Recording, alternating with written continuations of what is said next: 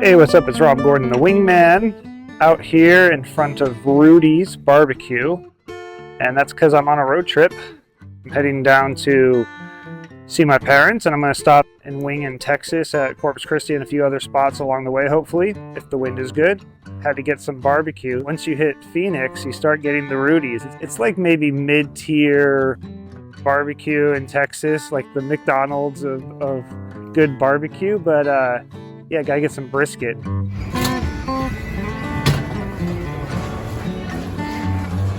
I do a 1/4 pound of brisket and jalapeno sausage as well. All right, I'm not sure that I got the best cut of brisket here. I got some jalapeno sausage as well, some beans, some potato salad, white bread. That's what you do with Texas barbecue. You just have a couple of slices of white bread, like Wonder Bread. I got some banana pudding. Got some pickles. Should be a pretty good meal.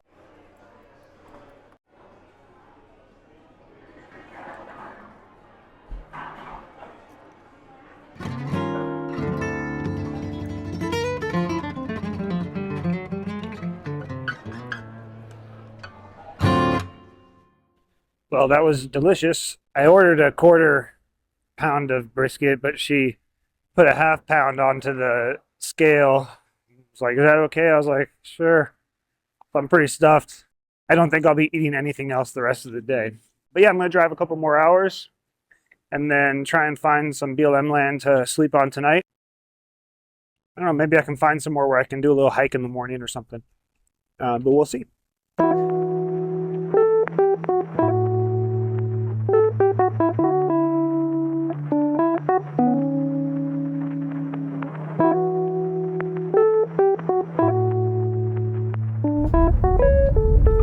I see a spot. There's already some cars here though. We'll see if it looks sketchy or not. There's a couple of vans parked in the main spot, so I drove past it up kind of a steep little section and it looks okay. Lights went out. Good first day. I'm wanting to go to Big Bend National Park. It's kind of a magical place for me. I went there the first time when I was 17. Just some pretty cool stuff happened there. It was one of my first big camping trips that I did with some of my friends. I'm trying to think if that's right. But Big Bend, historically, has been really magical for me. And I was like thinking about doing some sort of hike somewhere along the way. And I was like, you know, why don't I just go to Big Bend and do Emory, which is a nice little peak there, because I just haven't done that in so long. I'll tell some stories on the hike maybe if I do that. All right, I'm going to do some editing, get some rest, and hit the road again tomorrow. Pretty cold last night. There's some cows over there right by the highway and ready to hit the road again.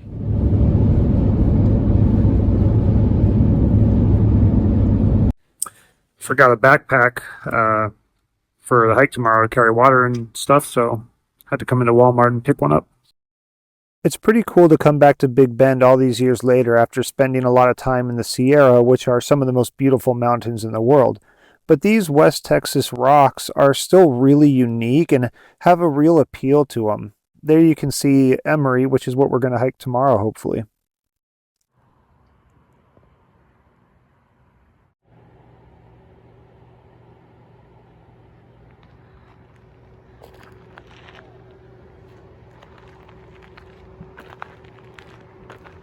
Not a bad place to spend the night.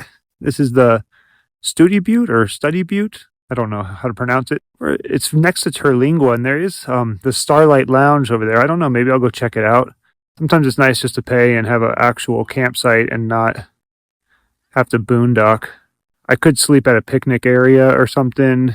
I think you can technically be there for 24 hours, but you might get hassled by the cops or border patrol or something. Just checked out the Instagram and website for the Starlight Theater. It looks like no live music tonight.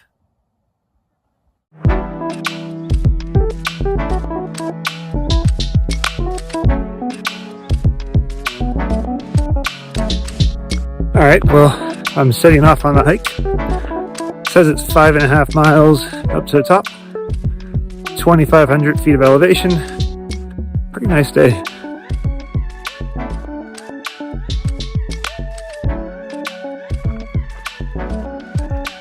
I think we started around like 5,000 feet, and I'm not in the best shape right now. I'm not in terrible shape, but ever since I got the flu in December, I've been pretty out of shape, my lungs especially.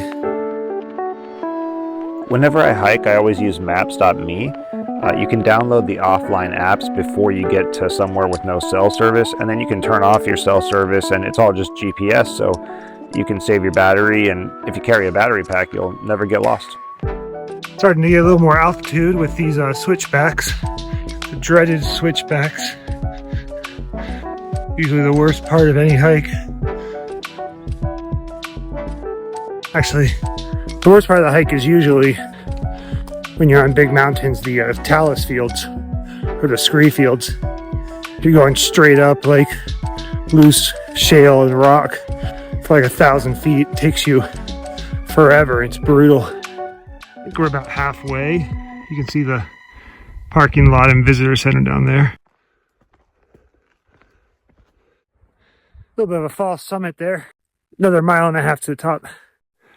This last section kind of sucks. I'm gonna put on my jacket before we get to the scramble, because it'll be cold up there with the wind. I'll also get my lav mic out because I can feel the wind already. I'm not really sure which is the right peak. It looks more like it's the one to the right. I think this is the right way. Let's switch hands. You see all this rock in Big Bend and you think, oh, this must be a really good rock climbing spot. But all the rock is super choss. There's one guy coming down. Hey, how's it going? Good. I'm really slow. So.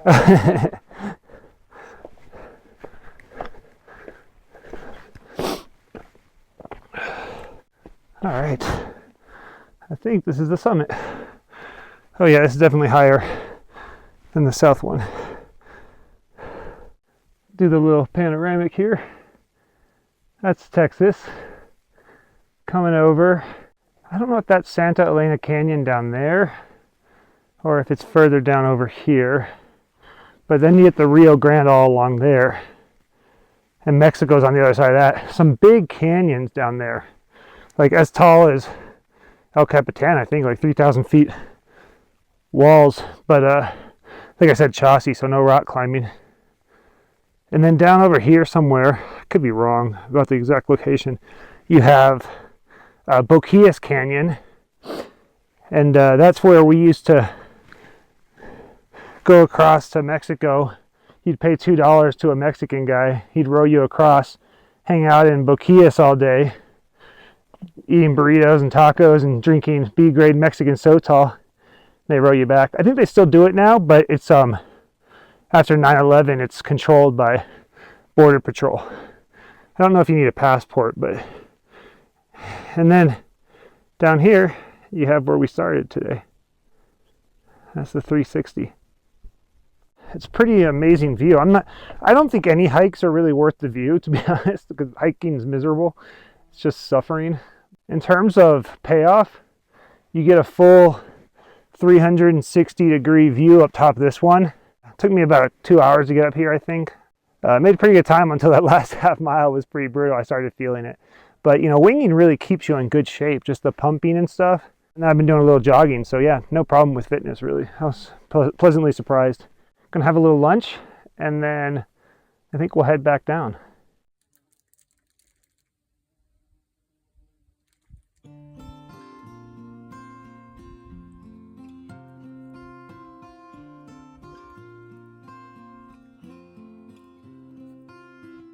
Beautiful bird in there.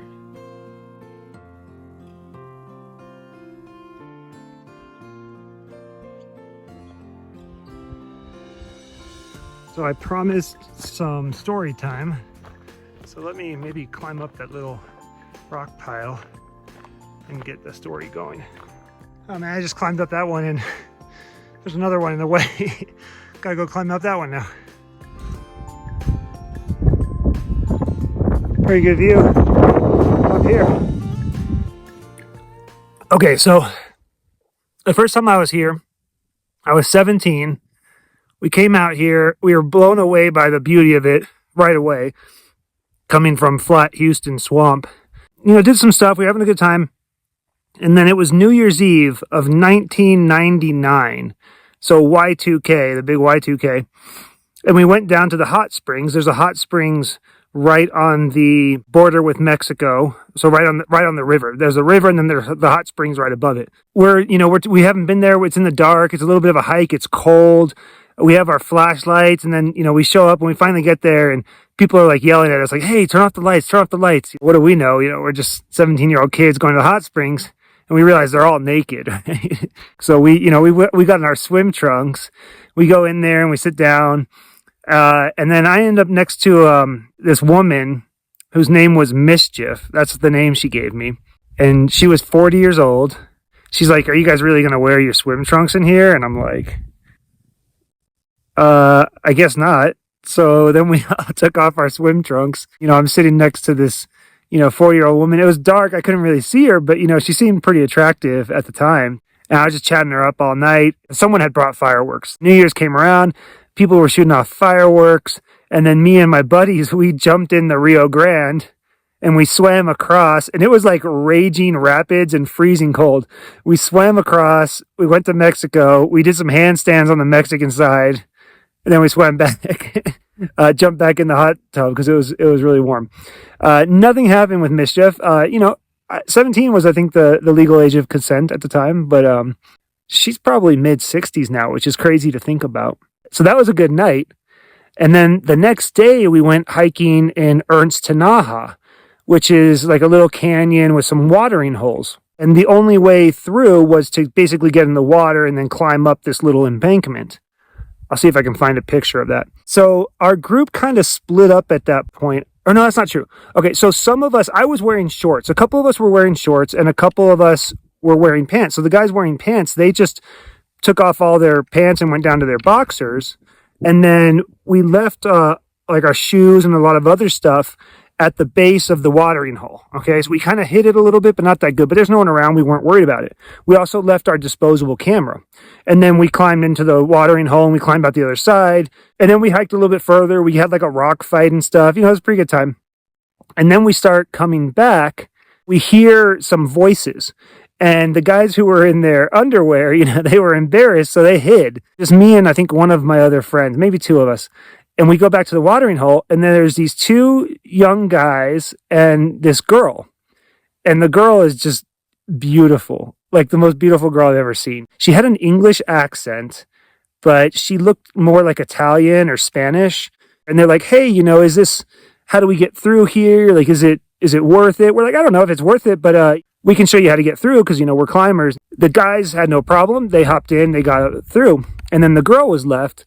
She was unsure about, climbing up there. My buddy and I, we jumped into the water with her, and then she gets in the water. And then as soon as she gets in the water, she's like, "Oh my God, it's freezing. Do you mind?" And she pulls off her top, just takes it right off, not wearing a bra or anything underneath. So now all she's wearing is these, like, I think she was wearing like Converse sneakers, and she had these little white booty shorts with little black polka dot skulls on them. And she's just no top, and she's just like, can you help me?" So my buddy and I are like pushing her up up this rock wall and stuff, and I'm just like, this is insane. Like, I'm in love with this girl. She's so nice and just beautiful, and there she is, like half naked, and I'm pushing her up this rock. She gets to the top. Her friends are laughing. They're like, "Oh, see you guys later," and they disappear. A couple of weeks later, we get back to town, and my friend Clifford, or maybe it was David, I can't remember, develops the film on the disposable camera, and there's a picture of the girl on the camera. They had found our camera and taken a picture of her as a joke and then put it back and never told us. I kept that picture because everyone knew I was like in love with her. I held on to that picture for a long time. I threw it away at some point because I had like a girlfriend. I wish I hadn't thrown it away now. That girlfriend's gone. I would still have the picture. But yeah, I always wonder what happened to her. The one that got away. Anyway, I'm gonna finish hiking down. Pretty warm now. Gonna have to go find somewhere to take a little sponge bath. I don't think there's not really any water around here. Yo, javelinas! What's up, little guys? I thought I was not gonna see one this trip.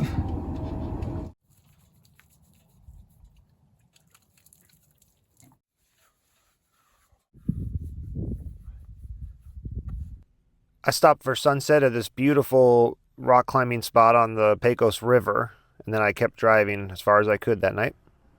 Oh man, I ended up pulling over at this rest area an hour outside of Corpus last night. Ended up working pretty well. It was nice. It didn't seem sketchy like some rest areas. You guys are probably like, where's all the wing footage? Well, we finally made it to Corpus, the home of the Whataburger. Head Dip told me all the cool Frisbee golf YouTubers put their mics on their hats. I don't know. I don't think it looks that cool. Yeah, we're here at Oleander Point, Cole Park, my old stomping grounds. Feels like it's trying to get windy already. But I'm probably going to go over to the kitesurfing.com shop and see if they can fix my 6. I would definitely need my 6 right now.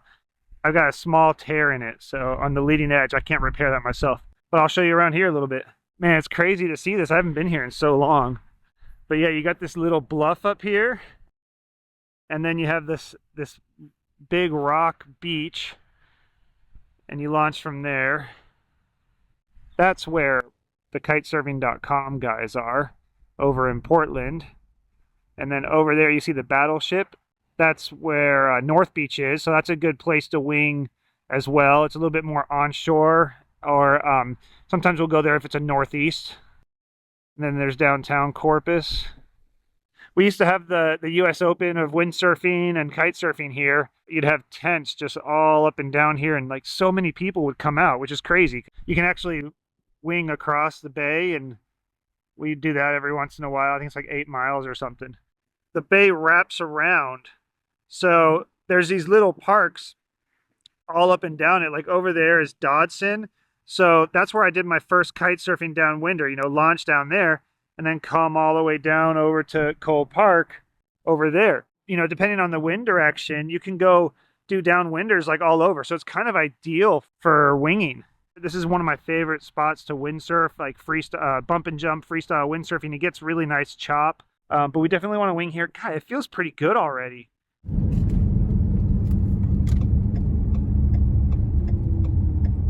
So this is my old apartment. We gotta hop out and take a quick look at this. I lived here with my buddy Chad, and we had a 2-bedroom, 2-bath apartment. It was a condo, I guess, with a 2-car garage. You can see it. And then I would leave my windsurfing stuff rigged up in the garage. One of these right here. And I would walk down there and launch at one of the best spots to wing in the whole bay. How much were we paying? $325 each. $325 each. I think these condos still go for like 200 grand or something. They're still pretty dang cheap. Right on the water, windy all the time, good chop, good swell. I don't know, maybe I gotta move back. Once you see the Lexington, this whole area is North Beach. It can be a really good place to ride a little bit of swell. All right, I haven't been to this location yet. Back in the old days, the shop was downtown Corpus Christi, but I see a Mystic sign, so that looks promising. See if there's anyone home.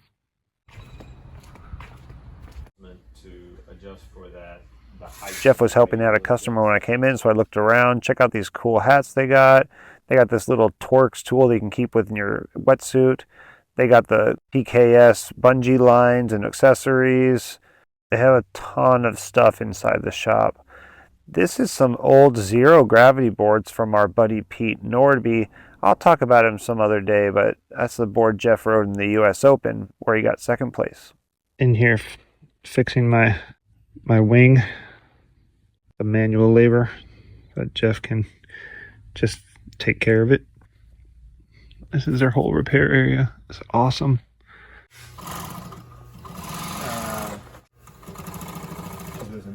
better.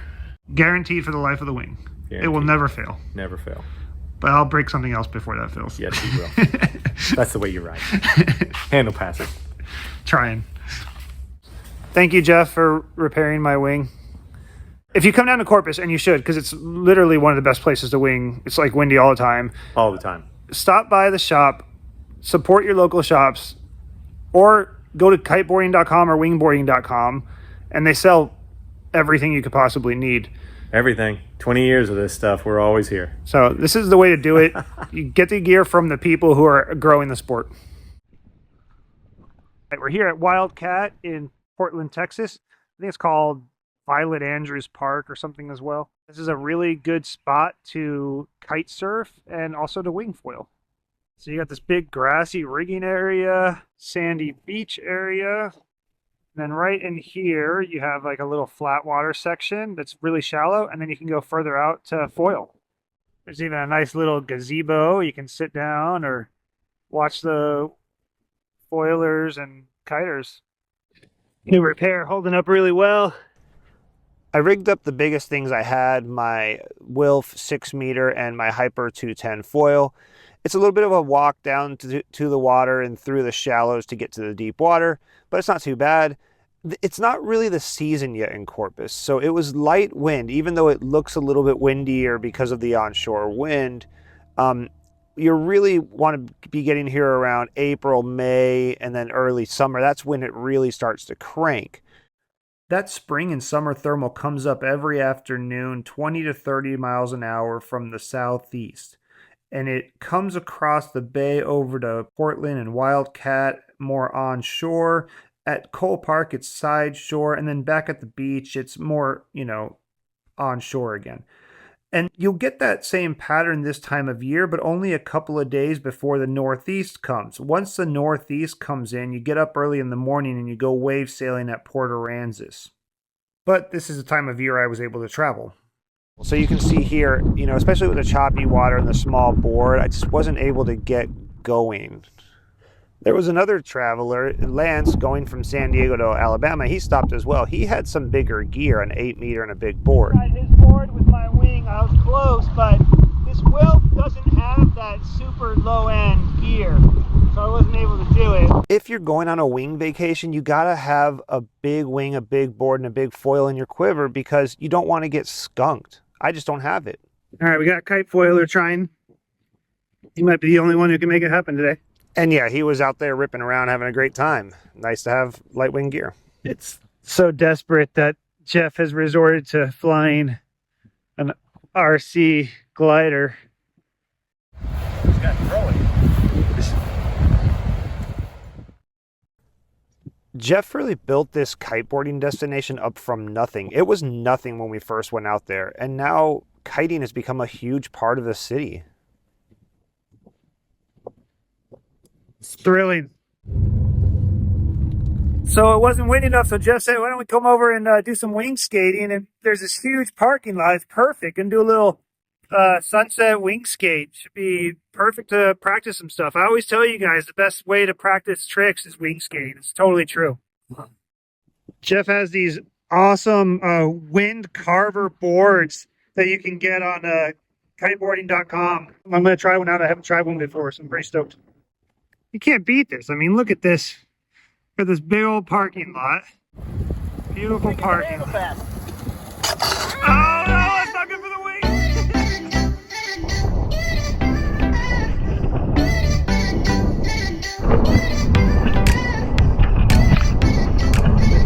How many times? I'll take my win.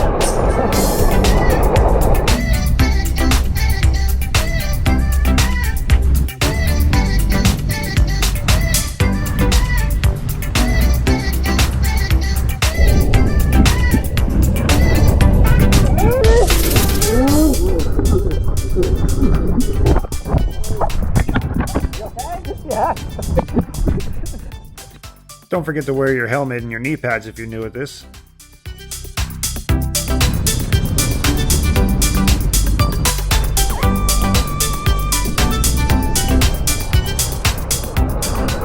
Oh, where's the wind coming from? from, I don't remember. I'm a little bit harder ground here. This road's just closed? Oh yeah, that's crazy. Hey, what the? Is that just blue coat? What the heck? What the heck? Blast from the past. I didn't know you were going to be here. We had no idea Chilcote was going to be there. He just was one-wheeling. He's one of the first people I met when I moved to Corpus, and we used to kite together all the time at Cole Park. I barely recognized him. Man, it's great to see you. I didn't expect to see you. It's so cool. I'm telling you, get into a winging and it's like you're a kid again. Oh, it's really good. It's the best way to learn. 10 minutes on a wing skate is worth like 10 hours on foil, you know. Because you gotta get up on the board and balance.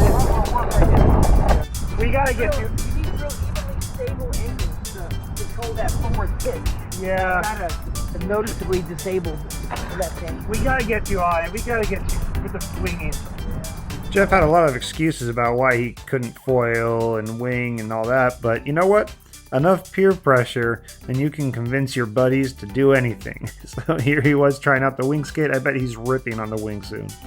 Yeah, I'm down for whatever. I'm just camping. I mean, not that you have anything else. No, I got nothing else to do, really. All you gotta do is learn it, kind of, and you can see. Wind carver on the west side. One step.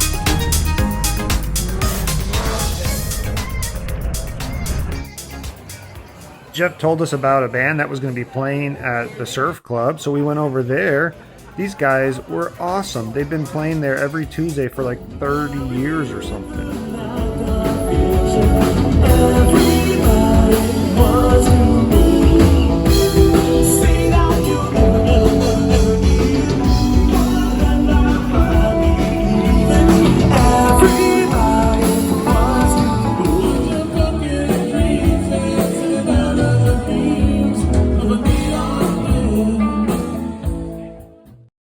This was my sunrise the next morning, waking up on the National Seashore. It was so beautiful, but I will warn you, if you come during the season and camp, it is going to be brutally hot. All right, I'm at Bird Island Basin. This is on North Padre Island. You guys might be familiar with South Padre. This is North Padre, and it's in the Laguna Madre, so it's in from the ocean. We camped on the ocean, now we're in here inland, and so it's really flat water. It's a big windsurfing destination. Because of the flat water. It is shallow and sometimes there's seaweeds, but I've heard you need to have a short mast. I only have an 83, so we'll see how it goes. I'd like to get a double session in today, get out here for a little bit, and then meet up with the guys back in the bay. But it looks like it's gonna be a good day. It looks windy. And then there's also a windsurfing shop and lessons. I think they also do foiling lessons over here called Worldwinds. I think I used to know the owner back in the day. I think it was an old windsurf racer named Olivier. I think that's his name. Could be wrong. But yeah, let's check it out. I talked to a local windsurfer who was like, oh no, it's plenty deep. I see people foiling out here all the time. So I rigged up my 6-meter Wilf and my 125 because it was fairly windy, but I wanted to make sure I had enough power. But in the flat water, I thought the 125 would be more fun. Well, it was not really deep enough. You can see here, I would sink down because of my small board, and the 82 mast would make the foil get stuck on the muddy bottom, and I would just not be able to get going. I'd get stuck and I'd fall off. Eventually, I was able to drag through the mud. Luckily, it wasn't tearing up my foil because it was muddy. But yeah, I would like lean really far back, wait for a gust, and just like pull through the mud and the seaweed on the bottom. And I would get up, and I was able to ride a few times. But unfortunately, like you can see, like when I jump here, there's just a bunch of gunk on my rear foil. So it wasn't really very good riding.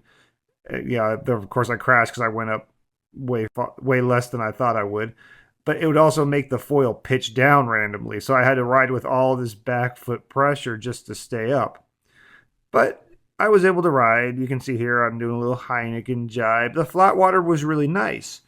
I could see this being a spot that the older windsurfing crowd would like to come foil at. And it would be a great place to learn. It's a really nice facility. You can camp out there and learn in the flat water. It feels very safe because you can always walk back in. You just have to make sure that you have a short mast, especially in the summer or low tide. You might even need like a 65. And you want a floaty board to make sure you're not doing what I was doing, which is making your mast effectively longer by sinking down every time you hop on the board. But I walked in after a little bit of that. It was enough of a struggle that I was like, okay, I've done enough here. I've gotten some footage. I came in and I talked to Dieter. He's an old kite surfer I used to know way back in the day, and he wings now, but he's 75, I think, and still boosting massive airs on the kite. He went out after me, and he had a really good session. You know, he was just cruising around having a good time because he had the proper gear. So if you come down here, make sure you have the short mast. By that time, Olivier had showed up and opened up Whirlwinds, so I went over to go check out his shop. He was helping someone with a lesson there, or a rental or something. All right, so Whirlwinds opened up. There's their rates. They have tons of windsurfing stuff. So definitely if you're still on the windsurfing game, this is a great place to learn how to windsurf on the flat water. Always windy. And then it looks like I got some Tacoma, some KT, and some other stuff. Yeah, so there's Olivier right there.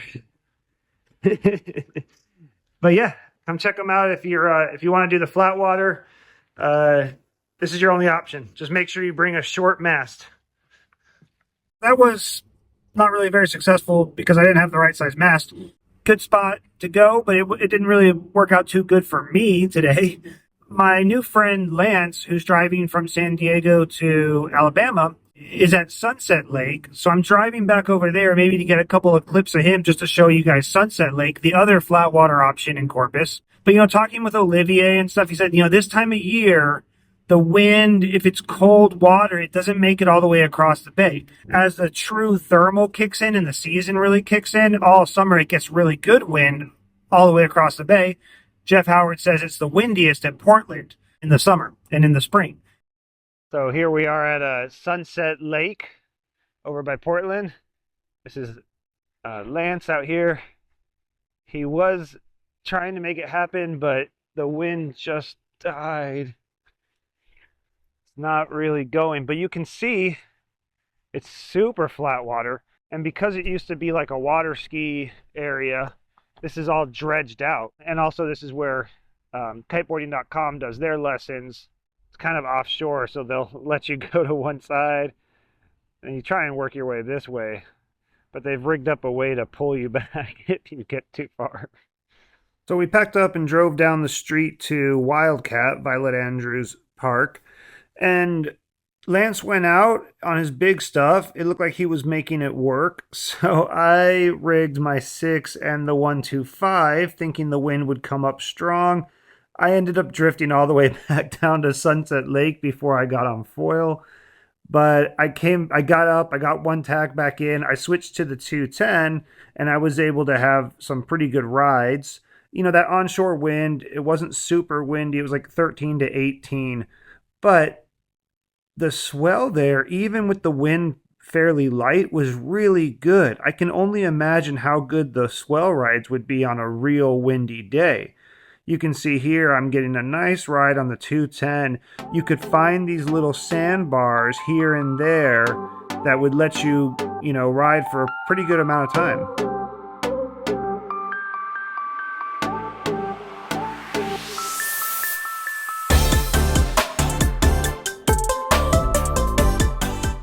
Jeff finished up at the shop and he joined us. He was on a 5 Ocean Rodeo. That thing is super efficient. He's lighter than me. He was on a bigger board. He was just ripping around in that wind on that, combination. Here he is flying it like a kite. He's really just a smooth rider. He was kind of showing me all his little on the water tricks, the behind the back tack. Here he's doing a little, switching it to, I think, back winding. he's always been a smooth rider, even from the back in the kite days. I can't turn around anytime. This is Sid, another local. He was trying out a Nash downwind board from Jeff. He seemed to be having fun on it. He was the one kite foiling the day before.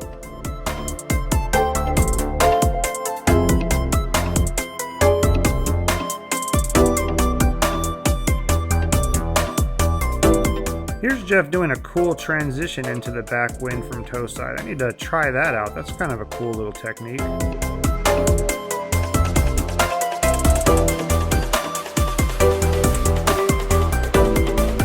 But you know what? Even the really smooth riders end up in the water sometimes.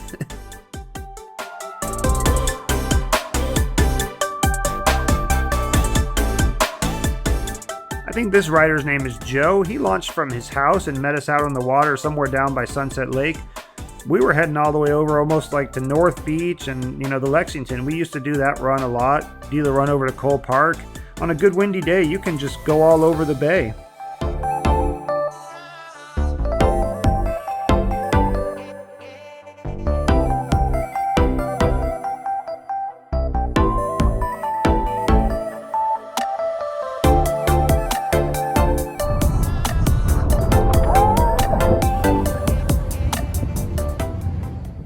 All right, I think we're going to leave Corpus tonight because it's just going to be a long time before there's any wind. I think I can chase some wind on the rest of the way to Atlanta. Maybe we'll stop by in Corpus on the way back and try some other spots. But can't leave Corpus without going to Whataburger. It's not the original Whataburger, but it's a Whataburger.